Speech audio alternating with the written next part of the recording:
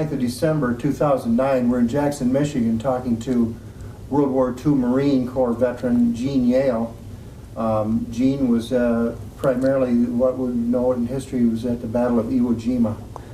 So on the camera today is my grandson Trenton Grimes, who does all the camera work, and he's showing Grandpa how to use the computer and do things on the computer. So thank you, Trenton, for all your help.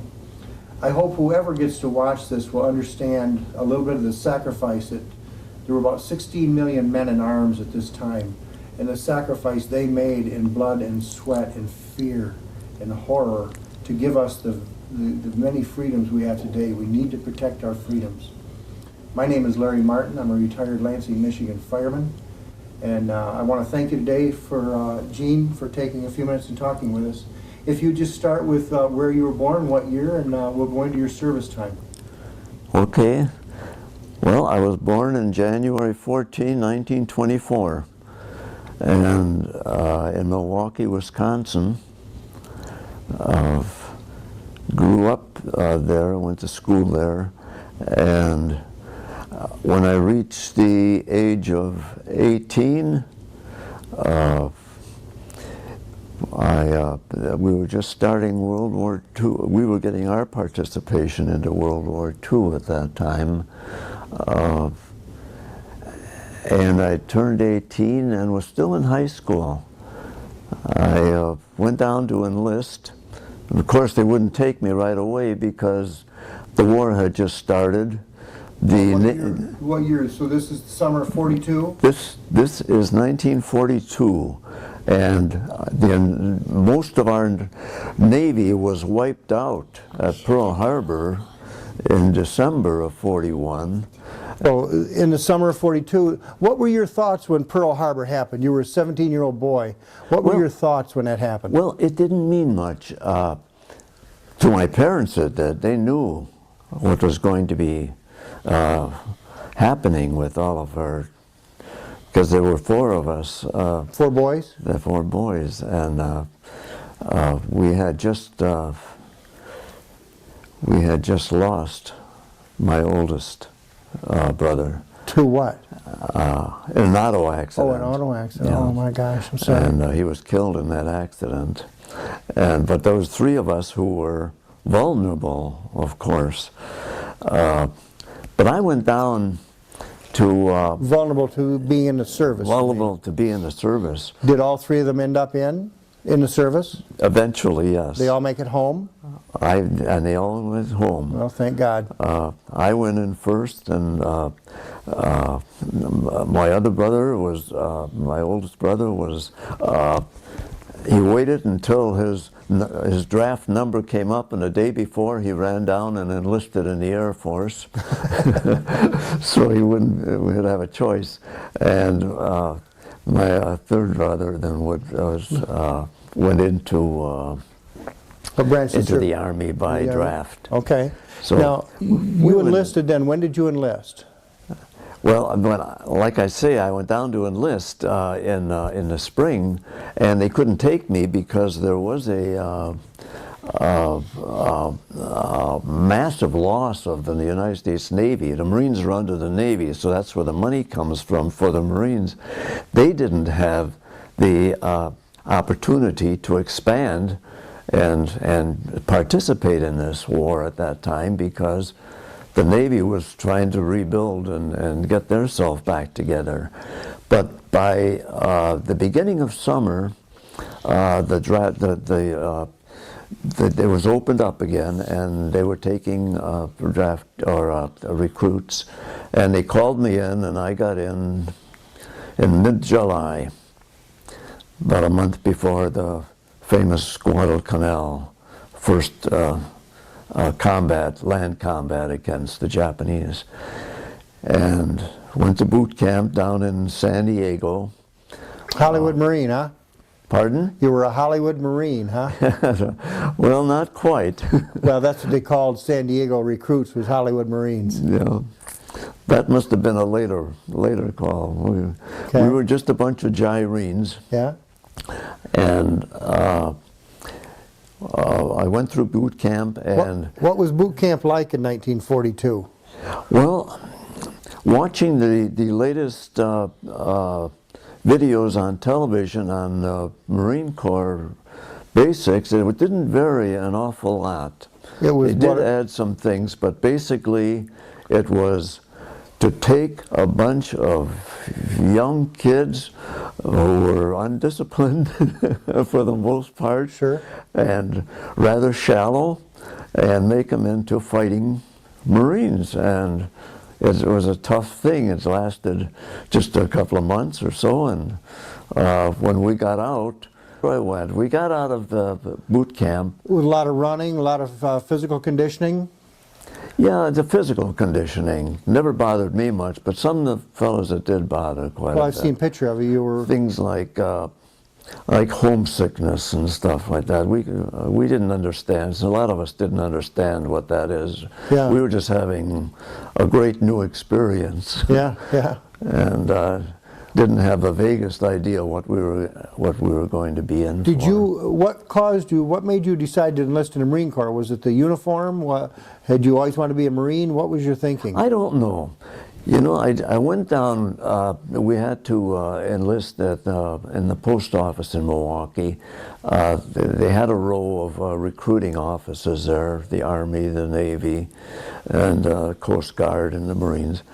And just walking down the aisle, I guess there must have been something that drove me. Maybe it's the uniform, the glamour. There were some, you know, there's some of those things that appeals to an 18-year-old Sure. fellow.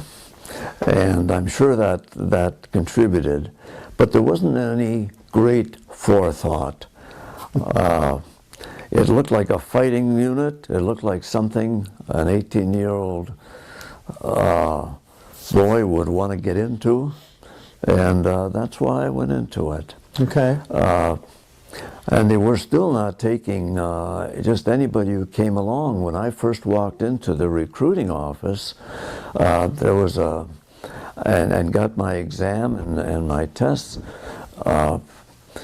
There's the big books on the recruiter's desk had the names listed of each person coming in to apply, and next to they had a little rubber stamp in red ink, rejected, rejected, rejected, and every once in a while they'd have a pen mark, OK, and they put an OK next to my name. And what do you think they were rejecting these young guys for? Do you have any idea? I have you no learned idea. later? Did you ever no learn idea. later? I was underweight I weighed 134 pounds, and they were taking only up to or down to 135, but the doctor says, oh, go ahead, we need you. Yeah. I don't know what the measure was, I have no idea. Okay. And I didn't even try to speculate at that time. I just was glad I got in. As far as my folks were concerned, I was 18, it says it's up to you. My mother was very sad about me going in. Certainly. She probably had more insight than my father did. And so there was no problem there at all. So after boot camp, were your drill instructors reasonably treat you reasonably well, or were they mean, or were they just training you to be Marines? They were very tough. They didn't give an inch. Which is what they do today. They what? They give an inch? They don't give an inch. Yes, correct. They demand everything they can get out of you, and they got it. And those that couldn't quite cut it were dropped. Mm-hmm. And so it was quite an experience. I don't know why it was easier for me than a lot of my fellow recruits. But it was very simple for me. It didn't bother me a bit. I was having a time of my life. When I got out, the Marine Corps was just a small, as you probably know, was basically a guard type organization. Didn't you say it only had a few regiments? They were just putting together the divisions, and I think in January or February, the 1st Division and the 2nd Marine Division were just organized as combat divisions in the Fleet Yes. Marine Force, and so many of the structures weren't in place, and they were scattered around. The 2nd Marine Division, for instance, the 6th Regiment, which was so famous in World War I, where they were awarded that famous braid that they could wear around their shoulder for bravery. They were sent over to Iceland, for instance, to join the British and protect that land from being taken over by Germany at the time. And I think the 8th Regiment was over in Samoa at that time, trying to protect that. So when I got out of boot camp, I was put into an organization that was just being formed. It was called the 2nd Anti-Tank Battalion. And what was that? Well, we were 75 millimeter cannons. That's about 3-inch diameter cannons, and they were mounted in the midships of a truck. This truck was a half track. Instead of rear wheels, they had like tank tracks. Yes. And the gun was sent amidships with a little shield in the front, and we were to do either coast defense, now, this or was we would be behind the infantry to hit direct targets, or we would be behind them and shoot for distant targets. Now, this was what they called a pack howitzer. No, this is not the pack. This is a cannon. Oh, excuse me. The cannon is a long rifle type thing. The howitzers are what I had gotten into later. Okay. But this was a cannon, and what's the difference between a cannon and your howitzer? well, a howitzer is primarily a shorter range, much shorter. Its trajectory is high trajectory, whereas the cannon is more of a direct trajectory of the shell. You'd shoot directly through what you see. So the difference is the cannon is aimed and fired primarily from direct fire. You see your target. With a howitzer, it's a short one. It's you set on elevation, direction, powder charge, this type of thing, and the 2nd Anti-Tank Battalion was very mobile, as you can understand. It was on a truck. We were to follow the infantry. Anyway, this is what we started with. Okay. And I moved up quickly because it was a new organization. Why we could get our rank a little sooner maybe than some. Now, you were in the 2nd Marine Division at this time, Gene? This was 2nd Marine Division, the 2nd Anti-Tank Battalion, just starting out. And I was made gun commander. And what does that mean? Gun commander stood in front, next to the driver. Driver was sitting down behind the shield, driver of the truck, and I, as gun commander, stood up in the seat next to him with binoculars to spot targets. There was a shield gun or a metal shield behind me, and the rest of the crew was behind me. The gunner, the assistant gunner, and the loader. Okay. So this was the unit we had. We left. We trained in the West Coast near Camp Elliott, which was just north of San Diego, and left the States in, I believe it was in February of 44. 43? 43, excuse me. February of 43, because at that time the 2nd Marine Division was starting to pull together their units that were scattered around and being formed. Now, some of the 2nd Marine Division was at Guadalcanal, weren't they? Oh yes, but that was after after we got formed. The 2nd Regiment of the 2nd Marine Division was in the Guadalcanal operation. although they didn't land at Guadalcanal, they landed on the island across the bay. Tulagi? Tulagi, I think it was. So they were in on that operation, but that was mainly a 1st Marine Division operation. Yes. But we got overseas into New Zealand, where we were going to be formed for the next major battle that was going to be Tarau. Of course, we didn't know it at the time. And that's where we were formed and training. Go ahead, Gene. You're in New Zealand. Yeah, we had a little break here. The division was reformed in New Zealand. We were in the Wellington area, and we trained on the hills behind the camp. What was the name of the camp? Do you remember, Gene? Camp Waiouru. Waiouru? Waiouru. Waiouru. Yeah. Okay. And it was just north of Wellington, about perhaps 35 miles by narrow gauge railroad. Did you have any intermingling with the civilians?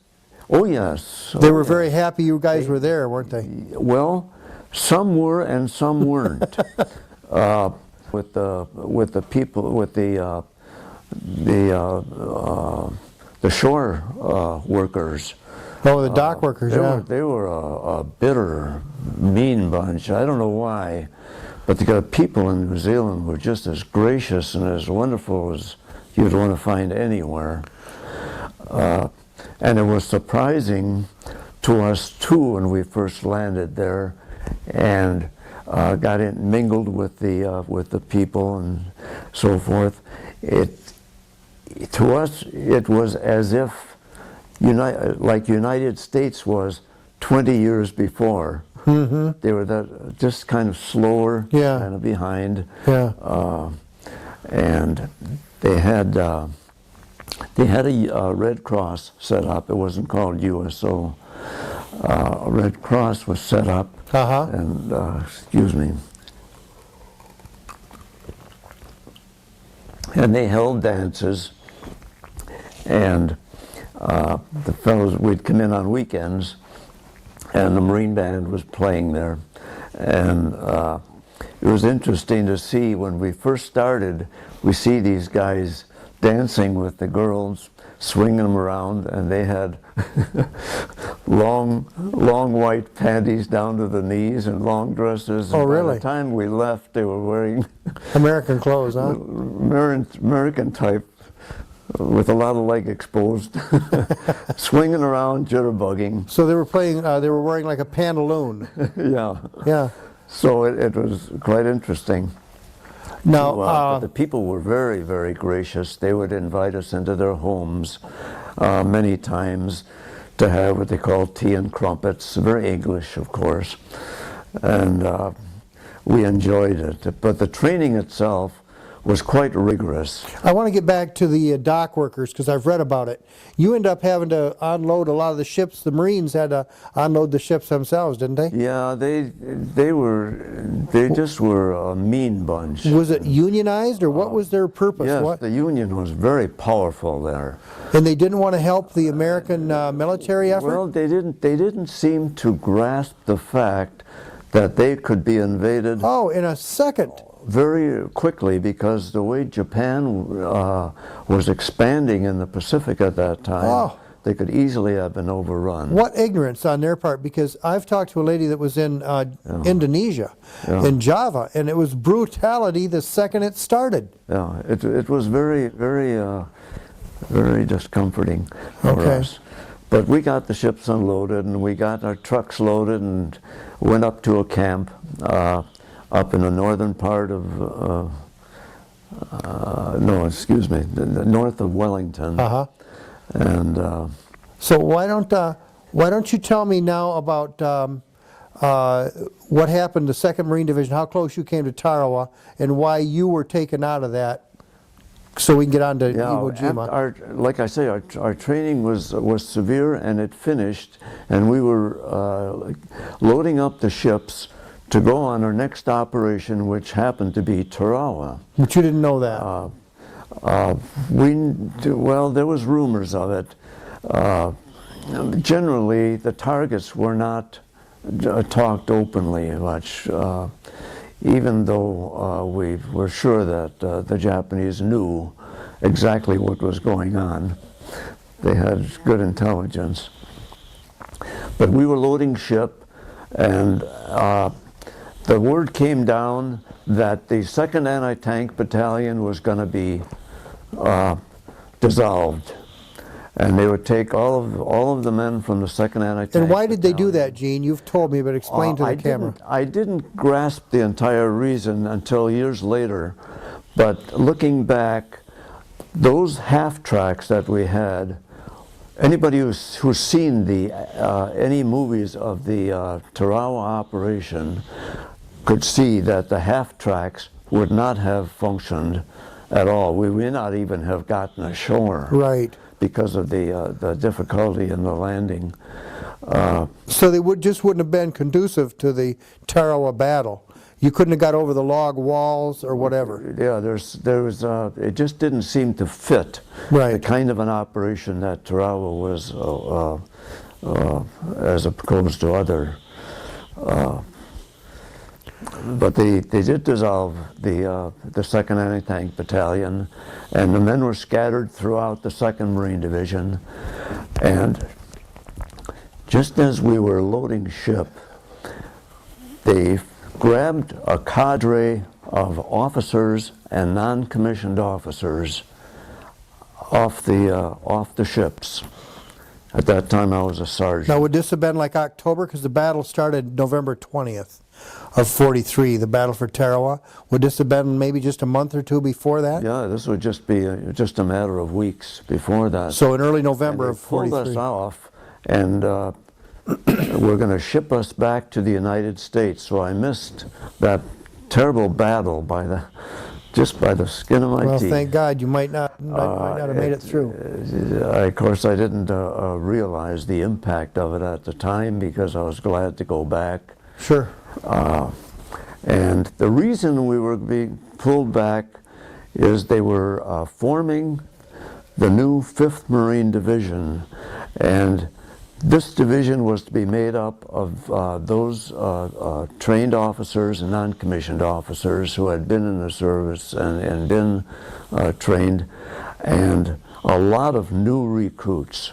Many of them were the new Marines, and we had to put that division together. Okay. So I went back to the States, sent me home for a month to meet with my family, and then go back to Camp Pendleton, which at that time they were just starting to utilize. From Camp Elliott? Camp Pendleton full, as opposed to Camp Elliott. Elliott was still functioning, but Camp Pendleton was to be the home of the 5th Marine Division. And at that time, when we were pulled back, then I was put into the 13th Regiment, which is an artillery regiment, and here the guns were the 75mm pack howitzers, and these are the short range. You wouldn't find them probably in the Army because they were too small, but for Marine operations, it was just right. And what kind of range would a... I don't recall the amount right now, but it does bring up a point that I probably should make here, which many people don't understand.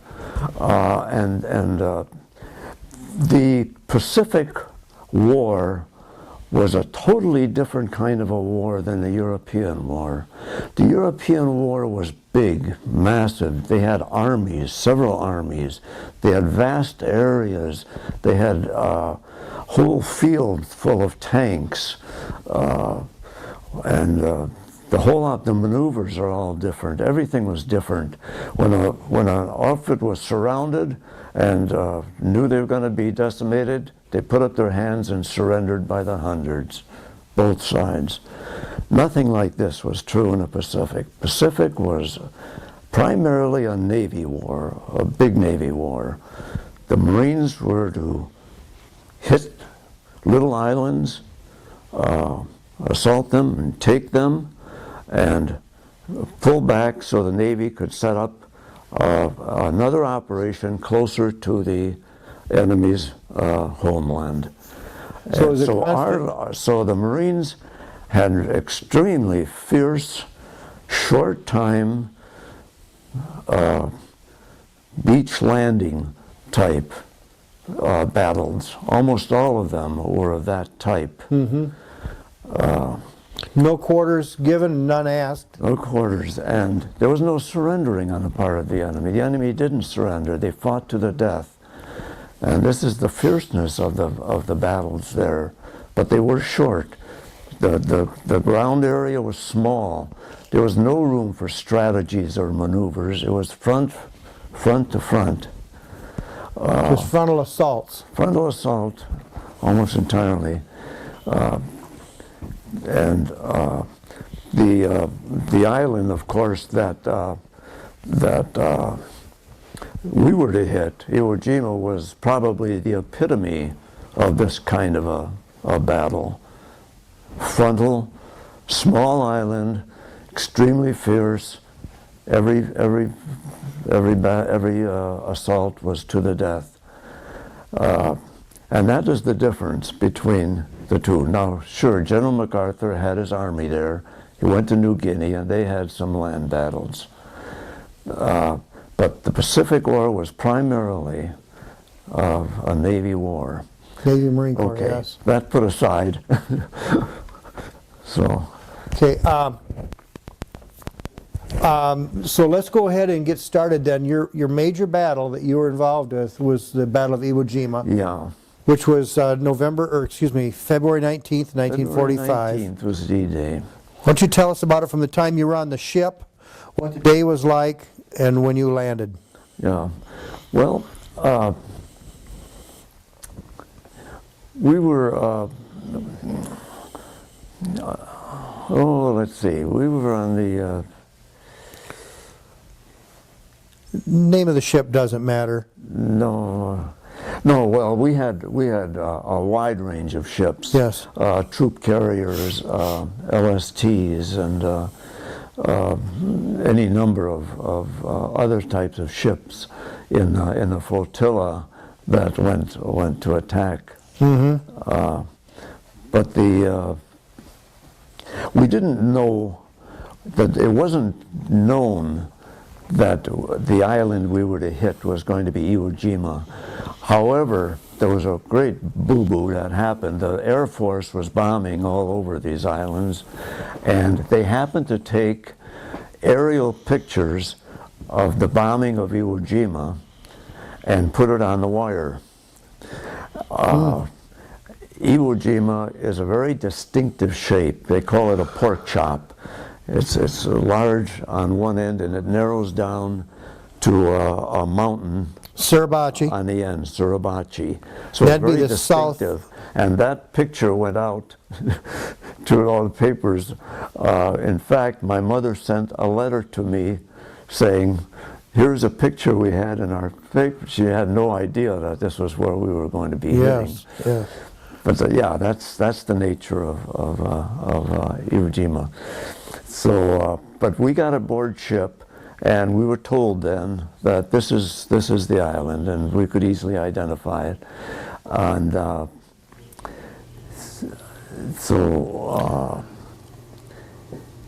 we were going to be taking it. I believe it was 10 days we were supposed to take the island. It was known it was going to be a tough battle, and it was bombarded quite heavily. Yeah, let me talk for just a second, please. For those who don't know, the importance of Iwo Jima was it was halfway between the Marianas, which would be Tinian, which is where our B-29s were flying to attack Japan. It was halfway between the Marianas and Japan, right in direct route. So that was the importance of Iwo Jima, to put an air base there, to put fighters. Okay, I just wanted the public to know that, Gene. Yeah, Okay. it was important, very important, and we were losing a lot of airmen because of that treacherous route that was over Iwo Jima. We had well, let me think. Okay, the landing. Yeah, let's go right to the landing. Yep. The D-Day was the first waves. There was a 4th Marine Division and a 5th Marine Division. As I said, we were going to take it in 10 days. What we didn't know, of course, was that all that bombardment, all that naval fire and everything, hardly nicked the enemy, because they were all underground, deep underground, very deep underground, during that whole bombardment. And when the bombardment was lifted on the 19th of February in the morning, they rose up, but not right away. The first troops landed, and it was kind of a walk in the park. What time of morning would this have been the first? 9 o'clock. 9 o'clock, okay. Was the first landing. And then the second wave came in, and along about an hour later, the enemy rose up. And this, of course, was the Jap commander's strategy. The beaches were just jammed with men. They were jammed with equipment, vehicles, and the bombardment from the well-concealed land and back was just great. They had every inch of that beach area sighted in ahead of time, and they just walk across with bombardment. Artillery. Artillery Oh my and God. mortars, and just a massacre. Now, what time did you What land? was I doing at that time? I was on an LST. I was scheduled to land around noon. I was standing in the bow of the ship with my binoculars, and I watched this terrible slaughter. And it was unbelievable to see this, because we knew what was happening. Yes. And I was to go in, as I said. You could see all this with your binoculars? I was watching, yes, when the bombardment opened up. I was watching them land, how easy it is, how they filled up the beach area. And you saw this.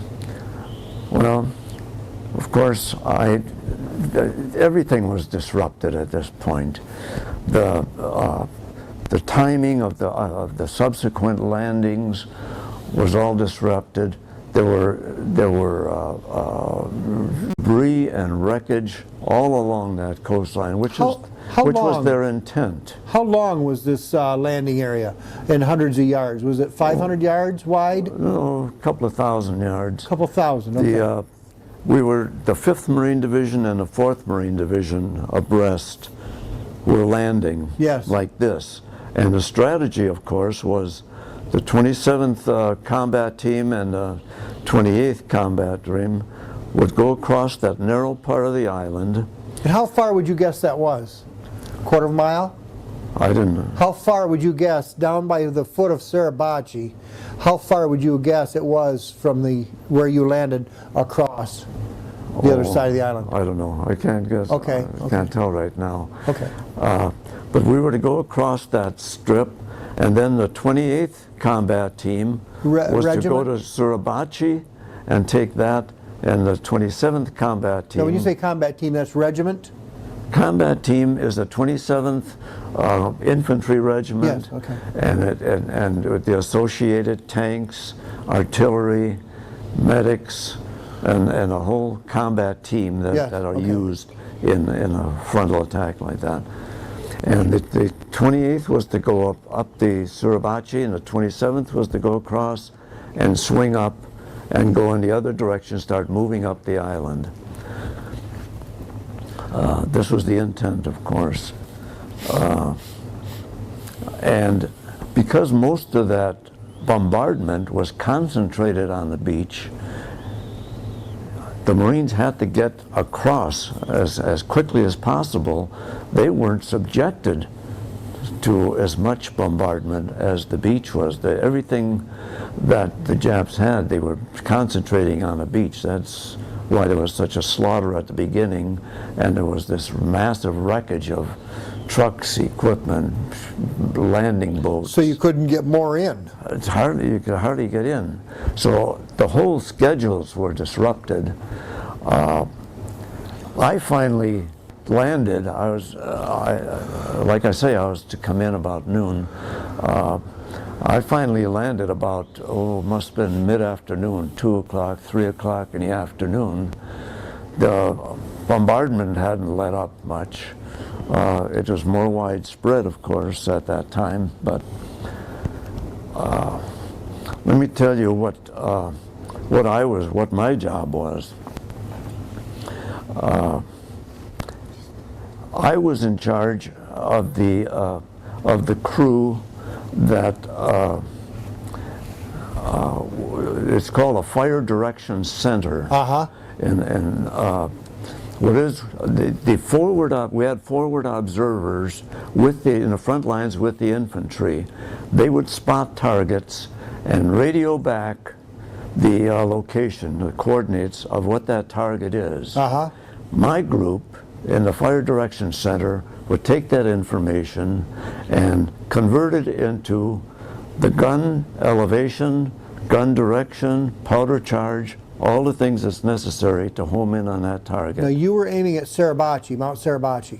No, we were aiming wherever we were asked to show. Okay. And because I was with the 27th Combat Team, I was following the 27th Regiment, which was going across. The 28th Regiment had their Fire Direction Center and their artillery group. Your gun was set up at the base of Suribachi, though, correct? Well, yeah, we all were at the base of Suribachi. Okay. That's the only landing area we could find. The rest of it was too rocky to land at. Okay. So we were all concentrated there. And but as I say, this was my job, was to be in charge of these guys that did this conversion to the gunners to direct to guns. We had to find a location for the Fire Direction Center, set it up. And you were under constant bombardment by artillery at all this time, correct? Yeah. And this was an ongoing thing, and this was a tragedy. I mean, it's the way I describe it. It was an open slaughter and the worst of everything. Sadly, the second day there was more killing than there was the first day. It was just slaughter. But that just tells you something about the nature of this thing. The enemy wasn't seen. No one saw them. They'd come out of their holes, shoot, disappear. The gun emplacements up in the hills were deeply set. They could open up. Now you're talking about the north end of the island now, aren't you? North end of the island had the big artillery, the coastal defenses. And they could still hit you. And they could hit us at will. I had to get ashore and help find a location for our guns and for our Fire Direction Center. And we didn't have much room to move in. We were all pretty well packed in at that beach area, just off the beach area. I'd like you to tell me about that first night. You said that was particularly... Oh yeah, that first night was, the shelling was alleviated somewhat that night, and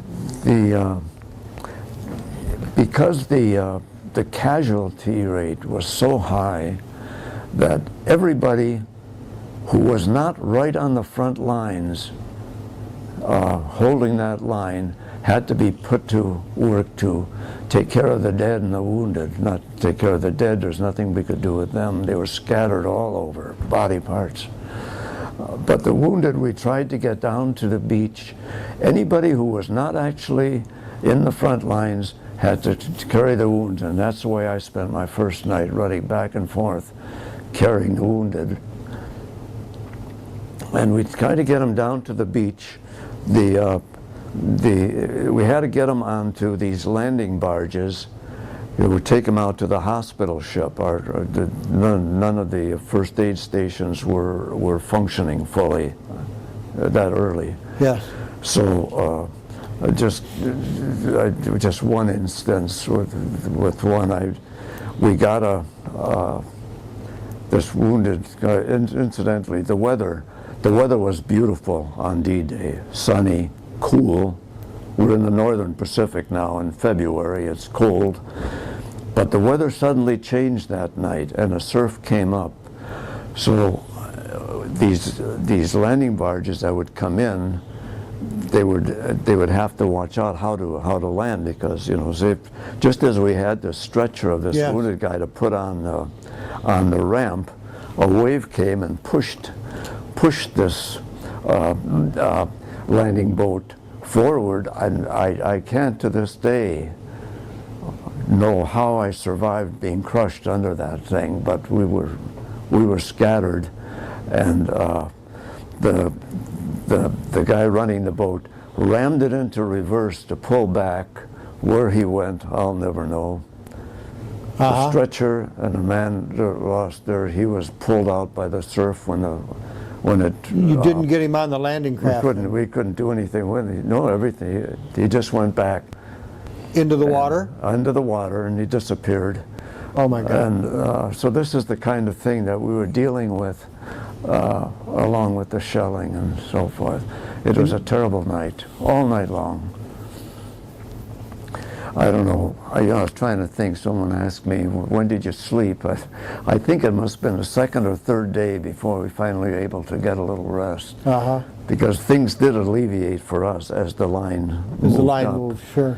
And, now, did you, something a lot of history people know is the flag raising on Mount Suribachi was the 23rd. Did you physically see that? Did you know when it happened? Well, it was mentioned. We looked up. We were told, that there's a flag going up. Say, oh yeah, let's get back and do what we have to do. The battle was just starting, really. Yes, that was the fourth day. This was only the fourth day. Yes, and we were there for a month, fighting, and just as ferocious as we were the first day. So it was that kind of a thing.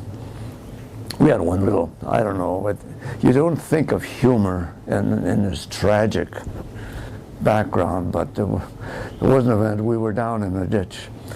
We were under I saw a mortar barrage. They call it a walking barrage, where the enemy lays down a row of shells, and then they change the elevation and they move it up and up. So they just walk across a whole area. Just decimate everything in its path. Everything. And we knew we were going to be killed. You see it coming. There's no place to go. You could see this coming at you. Yeah, we knew it was coming, so we were down in there. And, but as you can see, we didn't get killed. And there's nothing there but ash, is there? Pardon? It was ash, right? Yeah, oh yeah. There was no, you couldn't dig a foxhole. It was like one described. You put your hand in a box of marbles, and yeah. You pull it, and it just. Now, we were in this shallow thing, so we was down in there, and all of a sudden it stopped, and we heard a lot of small arms fire. I thought, uh-oh, is this going to be a banzai or something, And so we were hunkered down and tightened our helmets, latched our helmets, and got our K-bar and our guns ready and lighted, and still he kept shooting, and I says, I gotta see which direction, what this is. It wasn't increasing, and there was no yelling. It didn't sound like a banzai. So I peeked over the edge, and that's where the humor, I laughed. I could hardly contain myself. One of those shells had hit a duck that was loaded with ammunition. and it set fire to it. And this was all the small ammunition that was exploding. Anyways, it's a foolish thing, but at that time it just... This rolling barrage that was coming at you, did it just stop, or did it go over top of you? It went over the top. So it walked up to you. It sounds like it covers every square inch, but there are empty spaces. It's like the photographer who took that famous picture of Monster Abachi. He said it was like walking through a rainstorm and not getting wet. To have not been injured at Iwo Jima, yeah, yes. he wasn't injured. And I might say right now, this slaughter was bad. There were so many killed, so many wounded, but there was some of us, me included, who didn't get a scratch the entire operation. And I was there for an entire month, right to the end. So I don't know. There's no explanation for it. The one next to you getting killed, this type of thing. Is that something that has... No explanation for it. Is that something that has hounded you for 65 years, Gene? Survivor's guilt, they call it? Isn't that funny? Here's my 85 years. Here's this lousy little 3.5 years of my life was in the Marines with the combat. And yet, that dominates my mind. And so many other incidences and events happened in my lifetime that you'd think would have almost equal value, but that isn't true. That single element back in those early years abides with me. Not all the memory. After all, it's been what, almost 70 years now that it's happened. Only little segments of it are able to be drawn up. It's all in my memory somewhere, but it can't be drawn up except in parts. Now, even though the battle moved away from you, it moved to the north of the island, you were still under constant, not constant barrage, but you were under constant, you could have been killed at any moment by artillery. Oh yeah, we were a good target. Every time the enemy spotters saw us shooting, they knew our location, and we'd be calling fire down on ourselves. By shooting? By shooting, just simply being there. We were a target. Because like I say, you know, part of the island was being conquered as the days went by. Yes. And some of those guns were put out of commission, and so it did lessen on us. We still had sniper fire around us because they were down in those caves. They would still come up and pick off a person once in a while. But we were a good target for much of the, well, at least for 3/4 of the battle. The last quarter, it lessened considerably. Okay. Even though the frontline battle was fierce. In fact, we weren't able to shoot on our targets very well. In one case, they asked if we could disassemble one of our pack howitzers, more than one, 2 of them I think, and haul them up there to the front line so they could have some direct fire into some of these caves. And did you do that? Were you able to do that? They were able to do that. I wasn't involved in that because that was direct fire. Okay. I was in a fire direction for distance fire. Now, when you say that, how many howitzers would you have been directing? Just yours? Just our 4, yes. Oh, 4. Yeah. So and we also had a 37 millimeter group too. So you were the fire control officer for yours or for all 5?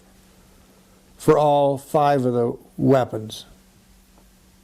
Yeah, we were the central fire direction for the guns would fire together. Oh, okay. They would fire. What they do is we give them the initial directions, and they would fire what they call fire to spot to adjust, and then fire for effect, and to see how the shells are landing, and then they'd open up.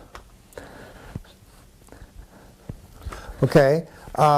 Now, did you know of the bonsai charge at the north end of the island? Can you tell us about it? Do you know about it? There was a bonsai charge on some airmen at the north end of the island. Do you know about it? No, it wasn't on the north end. It was down by the airfields.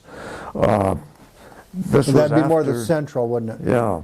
more in the central, and the planes were already landing on the airfield that we had taken, and the battle, for all intents and purposes, was over.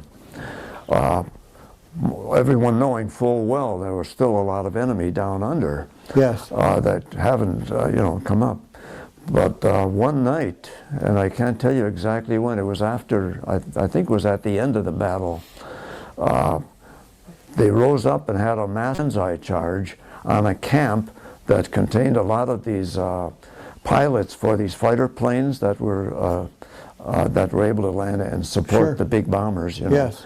And they wiped out a bunch of our people before they were suppressed. With knives and... That was way after, even after all the Marines left. The Army came in to occupy. Okay. They were still losing people yeah. through that. Did you ever see flamethrowers used, either tanks or men with a flamethrower on their back? That was a godsend for us. That was a very important and critical weapon. And actually the casualty rate on those people was pretty severe. One of the guys that raised the flag on Iwo Jima, the first flag. Yes. He was had a flamethrower. He got through the battle though. But yeah, the flamethrower was very effective. So you saw That's all you news. could do. You could get, you had the mouth of a cave or a crack in the, you could see where they were shooting from, but you couldn't attack it well. So the flamethrower was the only thing really you could get up to it and burn them out. There was no other way to get into it. It also dissipated all the oxygen. So even if they didn't get directly hit with flame, they would die. Oh yeah, that's in fact that was much of the casualties. Yes. Because the flamethrower would go in and immediately consume the oxygen, and those troops that are down below waiting, they were deprived of oxygen because of that, and they would die from that. Yes, exactly. Never touched by so they flame. were very effective.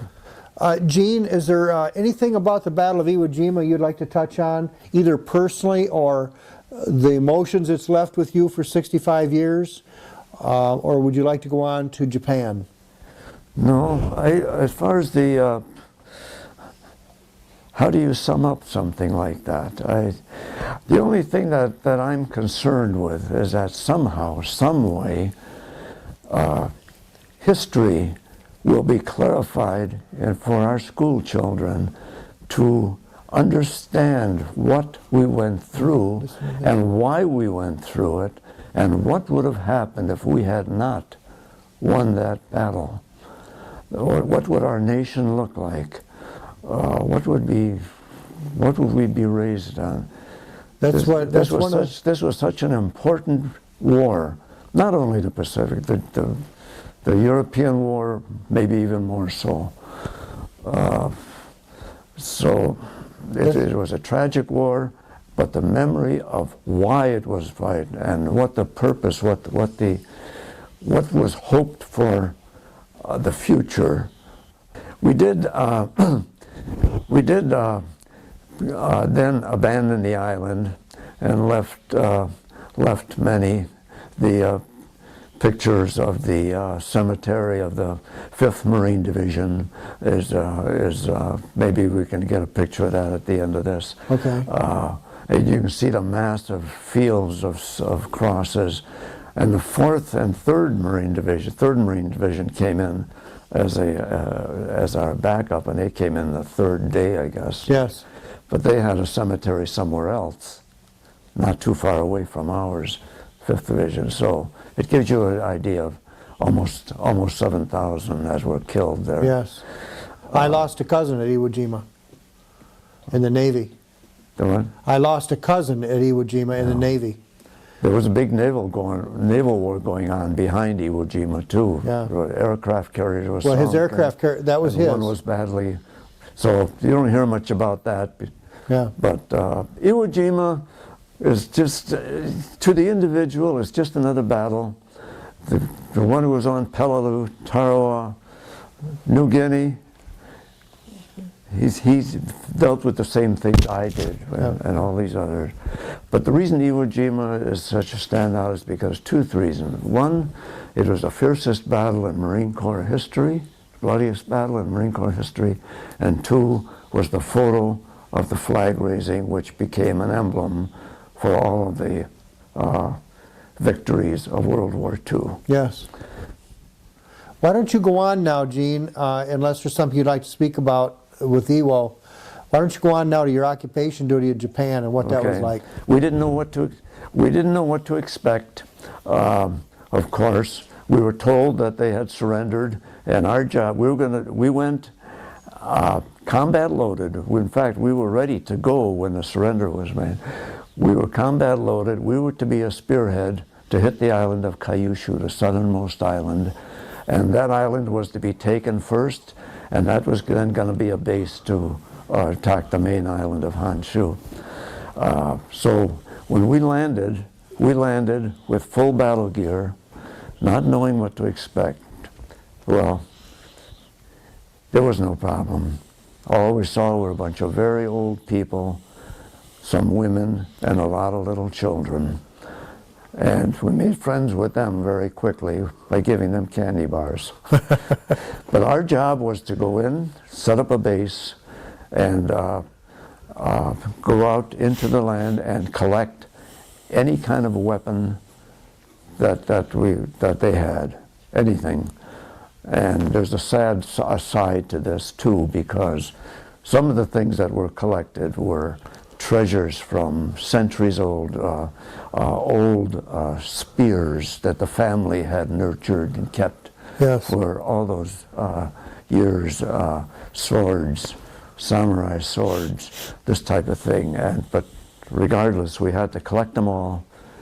And because I had a lot of points gained to qualify me for going back to the States after the war.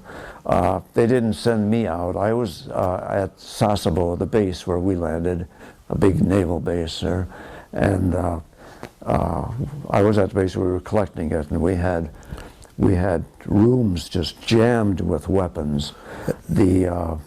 Most of the big weapons, the rifles and so forth, were taken out to the bay and dumped. Vehicles, everything, out to the bay and dumped.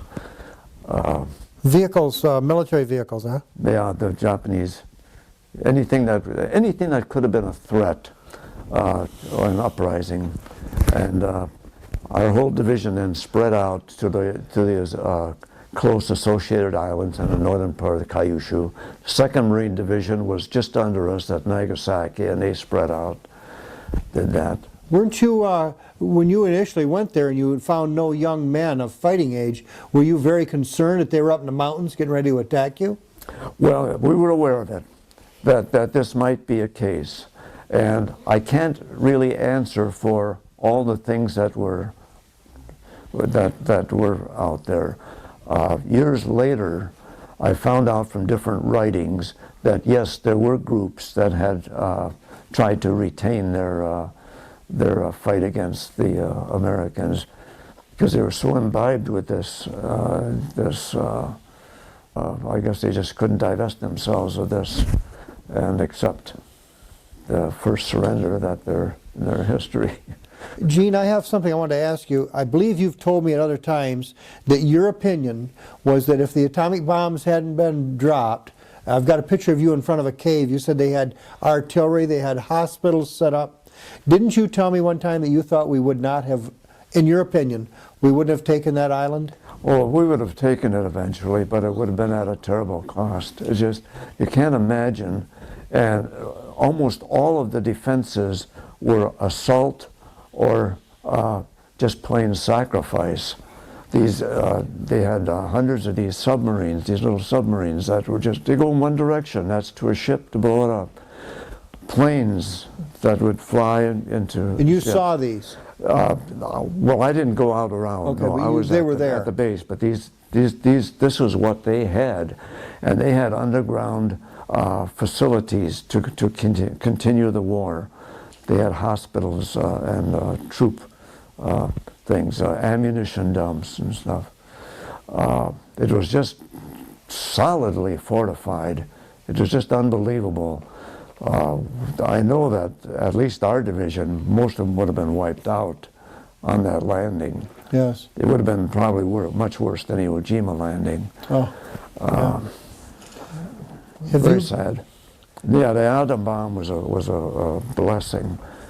We thank God. And anybody who says, "Oh, it's terrible because civilians were killed," who did they think was being killed for over 4 years of war? The bombings on Tokyo. Just a bomb doesn't select. Military. Right.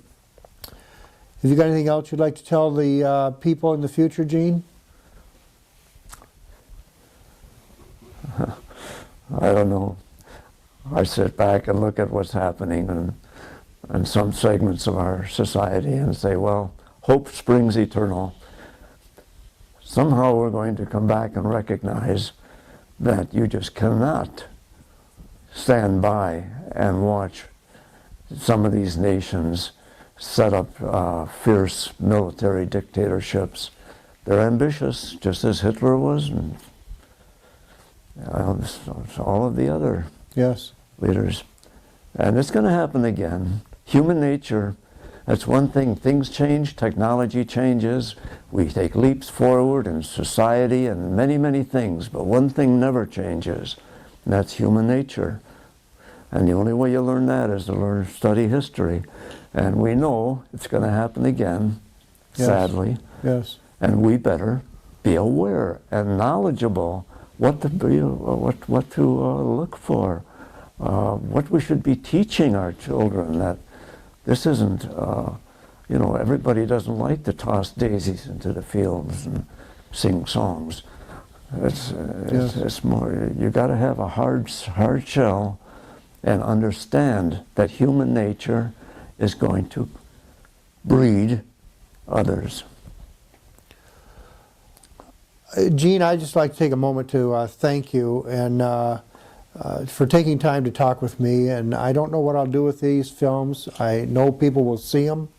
I just can't thank you enough for sharing it with me, and I hope to share it with as many people as I can.